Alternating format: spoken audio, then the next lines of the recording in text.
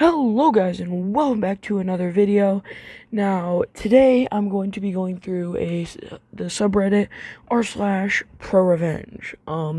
If you guys enjoy this video, please be sure to press the like button and subscribe. And other than that, I will get into my super epic sick intro that I just made on the spot. Yeah. Alright, I'll see you guys in a couple seconds. I'm out. Let's roll the intro.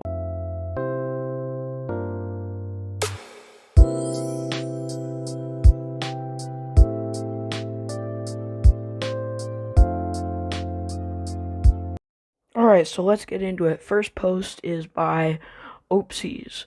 I worked an engineering construction job last year for a home builder, and we had to deal with a bunch of 5G anti-vaxxer health nuts moving into one of our neighborhoods. Constant complaints about the construction, the noise, the debris, which made no sense because they chose to move into the neighborhood before construction was completed.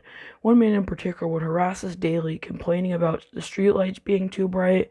They weren't, and complaining about a generator we had running about a block away from him to power the site temporarily until we had the infrastructure in. The complaints ranged from the generator was damaging his hearing, the thing was almost completely silent, or that the fumes from the generator were coming into his house and causing him and his kids to have stunted development. They would come up with stuff like that made little to no sense. It escalated to the point where he got the city and the mayor involved, and we got sued, so we gave in to his request and moved the generator to an inconvenient location, and had to take the time and money to rewire to be able to power the areas needed. This was including important stuff like streetlights. We had to leave off for a couple nights until the move was complete, and you guessed it, he would call to complain.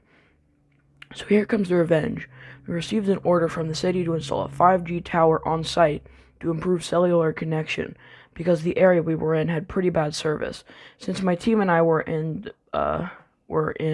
charge of creating plans to install the infrastructure, guess where we all simultaneously agreed to put the tower? Right smack dab in front of the angry man's house. We thought this was incredibly hilarious and couldn't stop laughing every time he would call us, freaking out while the tower was being constructed. Got to the point he tried to file another lawsuit, got laughed away, and within a week, we never heard from them again. Moved out faster than the wind. This next post comes from GhostDog805. A bit of backstory. This was during my time I was working retail every day. My department would get pallets of merchandise that needed to be stocked. Usually after my coworkers and I would leave for the day, just before closing. I would work one closing week, opening shift the following week, weekends off. During that time, we would have several groups of overnight coworkers assigned to different departments to stock merchandise brought in on the delivery trucks. And then put any overstock in the back, clean up cardboard boxes. The opening shift would take care of any overstock pallets the overnights didn't have time to get to. Every week, each group of overnight employees would have a bit of a reputation for being lazy, and those guys were assigned to my department for 1 week. At this time when this happened, I was working my opening shift years before COVID. The wrongs being done during the week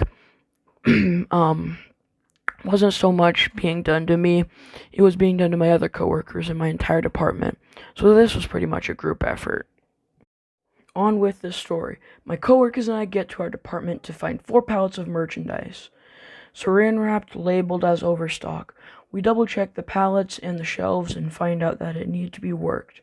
We were annoyed. By that time, the department manager and the supervisor found out, where they were absolutely livid. So we ended up working the merchandise, putting them on the shelves.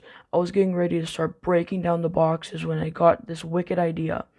My idea was to stack all the empty boxes like they were full, wrap them up, and label them as overstock, but I wanted to get some approval from my supervisor first. So when I talked to my supervisor, I mentioned what I wanted to do. My supervisor chuckled at the idea and approved of it, and explained what had happened to him last year. Apparently a year before, the overnight employees played a prank on him on April 1st. They left 2 pallets of merchandise wrapped up and labeled as overstock. He said he double-checked only to find out all the boxes and the pallets were empty. He gathered all of us in the apartment and explained what we were doing and what we got to work. The supervisor explained that if it should happen again, we should inform him work the merchandise, restock the empty boxes as if they're full, wrap them, label them as overstock, and leave the pallets for the overnighters. Unfortunately, my opening coworkers and I were done for the day. We were at 2 pallets. Fortunately, our closing coworkers were there. When the supervisor explained what he wanted done, the next day we walk in more pallets of overstock merchandise. Supervisor was informed to basically rinse and repeat the rest of the week. The last day of the week, however, we walk in. To our surprise, there was only 1 pallet. It had 7 pallets stacked on top of it with a handwritten "You're not nice" label on it. We informed the supervisor. He informed us the overnight group had assigned to our department were terminated by the store manager.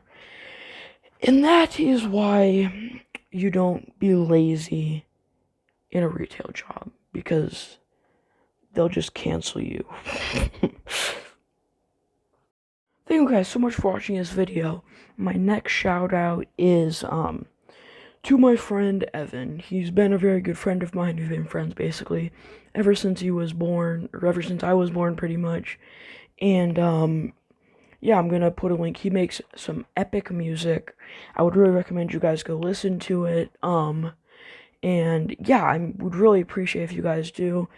And yeah, thank you guys. Please do be sure to like and subscribe to the channel. And thank you guys so much for watching this video. I'm out. Bye.